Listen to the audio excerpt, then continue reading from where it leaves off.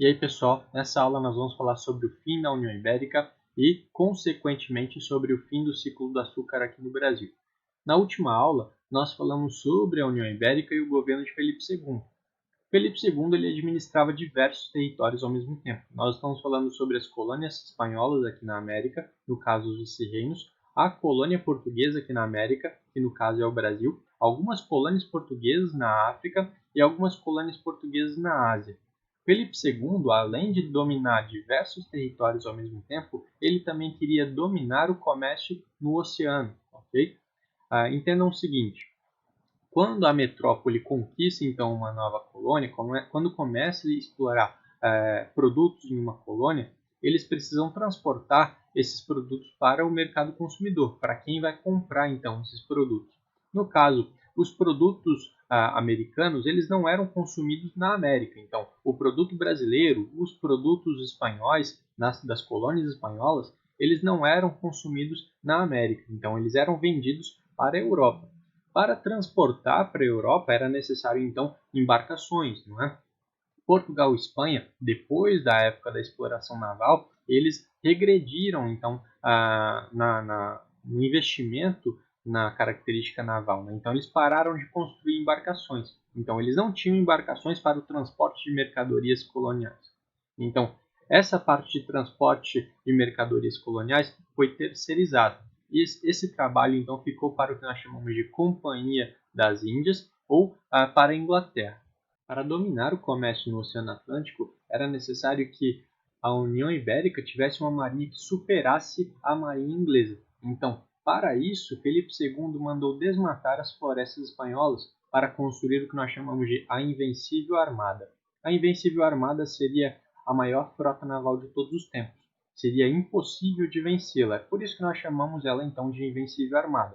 Mas, para entender de uma forma mais prática por que ela era tão poderosa, seria então uma maior quantidade de barcos, né? Uma maior quantidade de embarcações de guerra. Né? Então, se existe uma superioridade em números, né? Então uma grande quantidade de navios de guerra, por conta dessa quantidade de navios de guerra, eles conseguiriam superar qualquer outra marinha no mundo. Né?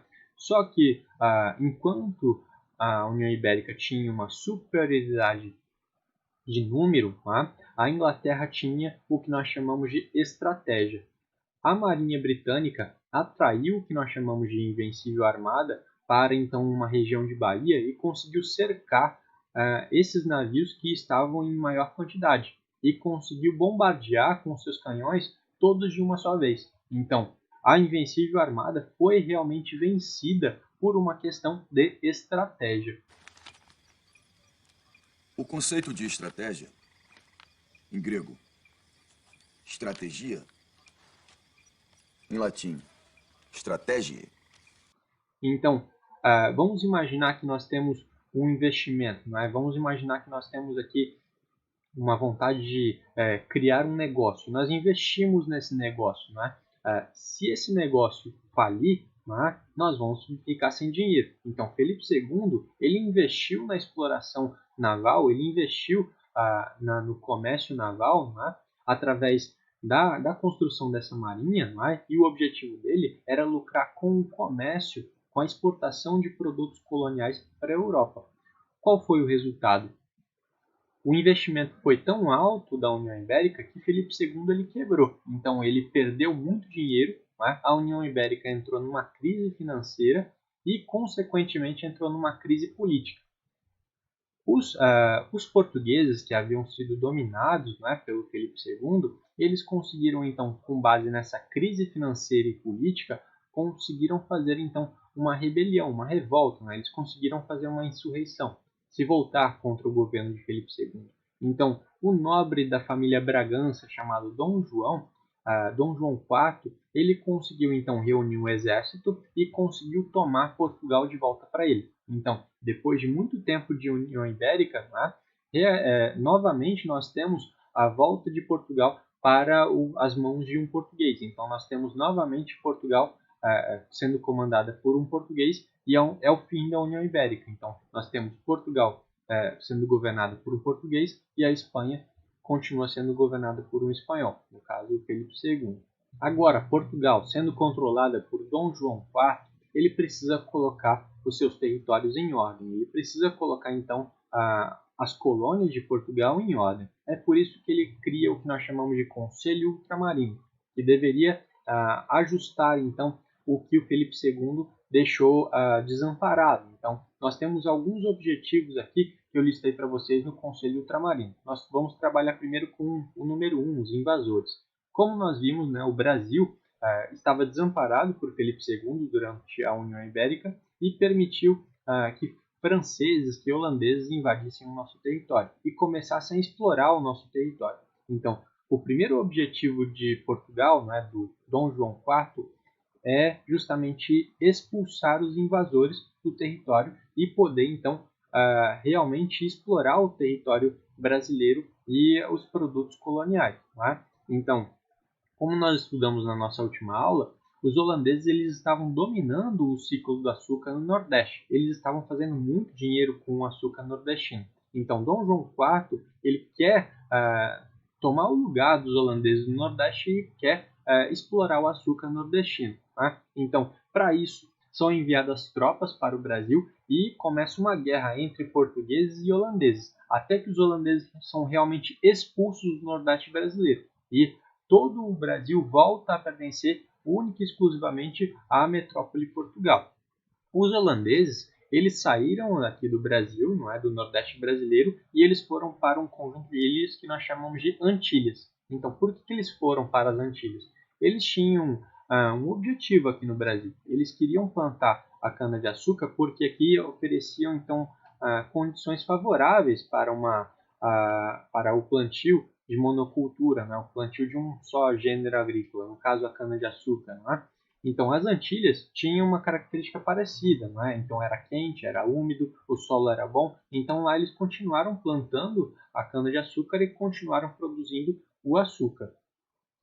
Além da expulsão então, dos invasores, o Conselho Ultramarino tinha um segundo objetivo, que era a construção de fortes. Então, o que seria a ideia de fortes? Seria, então, quartéis militares que ficam na praia, então que ficam no litoral brasileiro com o objetivo de impedir que invasores cheguem, adentrem ao território que é o Brasil, o território que pertencia a Portugal. Então, se do forte militares eles enxergarem então um navio que seja de uma outra nação, de um invasor chegando para tomar o nosso território, eles vão bombardear então esse navio de invasores. Então os fortes eles foram instalados no litoral brasileiro justamente para defender o nosso território. E quem pagou parte da construção desses fortes foram os colonos que estavam aqui no Brasil. Como terceira parte, nós temos então o imposto. Durante a época da União Ibérica, muita gente deixou de pagar imposto para Portugal, e no caso a União Ibérica, porque Filipe II, como nós já vimos, ele não tinha então uma capacidade administrativa tão grande, porque era um vasto império, ele não dava conta de administrar tanto território assim. Então muita gente aqui no Brasil deixou de pagar imposto para Portugal. Um dos objetivos do Conselho Ultramarino era fazer pagar imposto quem estava devendo a Portugal. Então foram colocados em ordem, né, quem não tinha pago o imposto, e também o imposto foi aumentado. Agora vem a parte principal dessa aula, que é o açúcar holandês. Como nós vimos agora há pouco, os holandeses foram expulsos do Brasil e acabaram indo para as Antilhas.